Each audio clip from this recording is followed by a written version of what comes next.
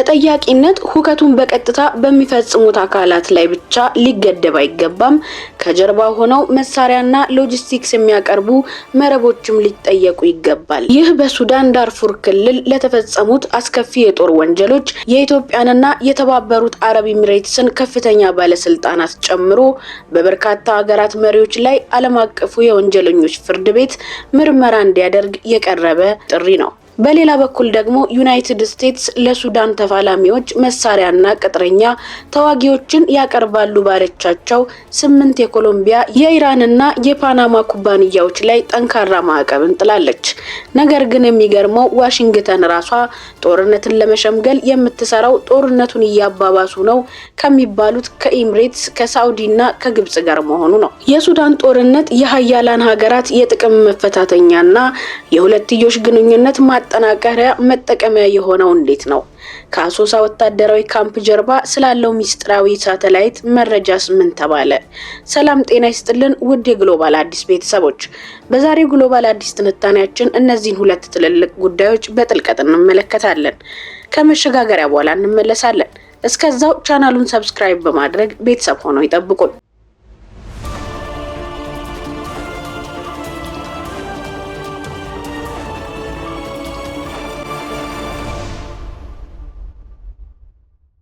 ወደ ቻናላችን ቤተሰቦች ውጥረቱን ለመረዳት መጀመሪያ ዋሽንግተን ሰሞኑን ያወጣችው መግለጫ እንመልከት።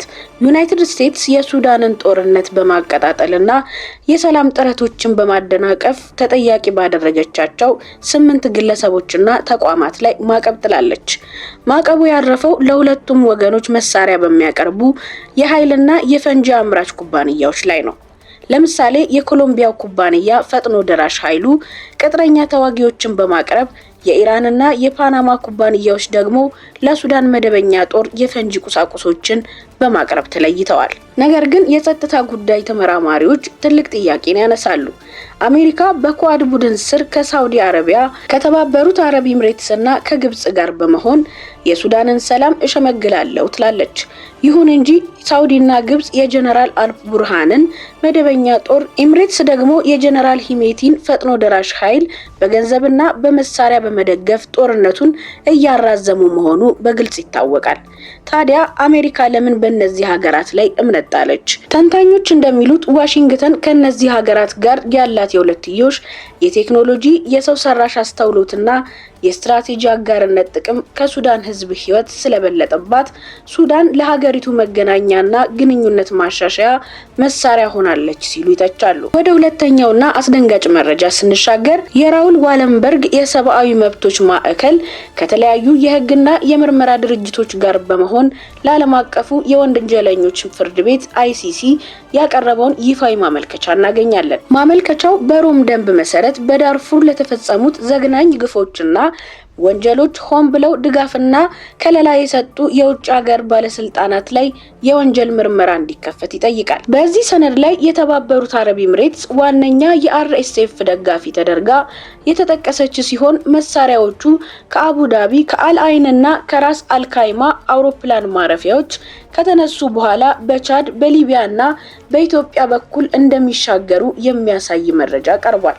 ይባስ ብሎም በማመልከቻው ላይ ለፈጣን ድጋፍ ኃይሎች ምቹ ሁኔታን በመፍጠርና በማገዝ ረገድ ተሳትፎ አላቸው የተባሉት ከኢትዮጵያ፣ ከሊቢያ፣ ከቻድ፣ ከሶማሊያ፣ ከኬንያና ከኡጋንዳ የተውጣጡ ከፍተኛ ባለስልጣናትና አሸማጋዮች ላይ ምርመራ እንዲደረግ ተጠይቋል። ምንም እንኳን ጥምረቱ የባለስልጣናቱን ስም ይፋ ባያደርግም ጉዳዩ የቀጠናውን ፖለቲካ በእጅጉ ያናጋ ሆኗል። ለመሆኑ ኢትዮጵያን በተመለከተ የቀረበው ተጨባጭ ክስ ምንድን ነው? በሚድል ኢስት አይ እና በሂውማን ራይትስ ላብ ይፋ የተደረጉ የሳተላይት ምስሎችና የመረጃ ምንጮች እንደሚያመላክቱት የፈጣን ድጋፍ ኃይሎች በሱዳን ብሉ ናይል ክልል ለሚደረገው ወታደራዊ እንቅስቃሴ በኢትዮጵያ ቤኒሻንጉል ጉሙዝ ክልል በአሶሳ አቅራቢያ ከሚገኝ ወታደራዊ ካምፕ ውስጥ ሚስጥራዊ ድጋፍና ስልጠና ያገኛል የሚሉ ክሶች አሉ። በዚህም ምክንያት የሱዳን ባለስልጣናት የኩርሙክን ግዛት ያጠቁት ኃይሎች የተነሱት ከኢትዮጵያ ግዛት ነው በማለት አዲስ አበባን በተደጋጋሚ የከሰሱ ሲሆን ባለፈው መጋቢት ወርም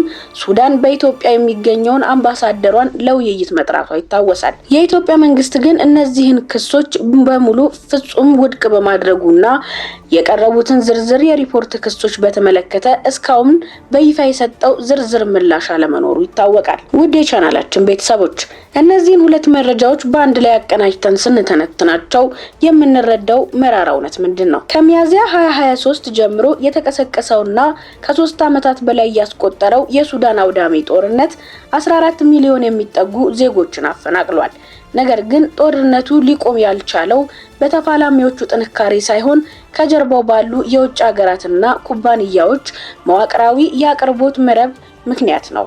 አሜሪካ በአንድ በኩል ኩባንያዎቹን ስትቀጣ፣ በሌላ በኩል ግን ስልታዊ አጋሮቿ የሆኑትንና ጦርነቱን በተላላኪ የሚያባብሱትን ሀገራት በዲፕሎማሲ አቅሟ ምክንያት አይን አውጥታ መውቀስ አልፈለገችም። የአይሲሲ አዲስ የክስ አቤቱታ ግን ተጠያቂነትን በቀጥታ ተከሳሾቹ ላይ ብቻ ሳይሆን የቀጠናውንና የጎረቤት ሀገራትን ከፍተኛ ባለስልጣናት መረብ ጭምር በመጠቆም አዲስ ዓለም አቀፋዊ የህግ ጫናን ፈጥሯል። ውድ የግሎባል አዲስ ቤተሰቦች የዛሬው ትንታኔያችን የሚያሳየው የሱዳን ጉዳይ የውስጥ ስልጣን ሽሚያ ብቻ ሳይሆን የቀጠናው ሀገራትና የዓለም ሀያላን ስውር ጥቅማቸውን የሚያስከብሩበት የጦር አውድማ መሆኑን ነው። ዓለም አቀፉ የወንጀለኞች ፍርድ ቤት አይሲሲ በቀረበለት አቤቱታ መሰረት የኢትዮጵያንና የኤምሬትስን ባለስልጣናት መረብ መመርመር ከጀመረ የቀጠናው ዲፕሎማሲ ወደ ከረረና አዲስ ምዕራፍ መሸጋገሩ የማይቀር እውነት ነው። እናንተስ በዚህ ጉዳይ ላይ ምን ሐሳብ አላችሁ?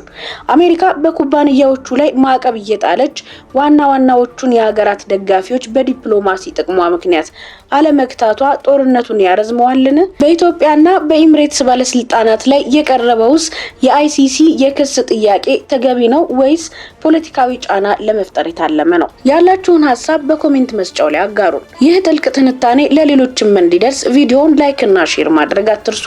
ለዛሬ ያዘጋጅንላችሁ የግሎባል አዲስ ትንታኔያችን ይህንን ይመስል ነበር። ስለተከታተላችሁን ምስጋናችን ከልብ ነው። ሰላም ለኢትዮጵያ፣ ቸር ሰንብቱልን።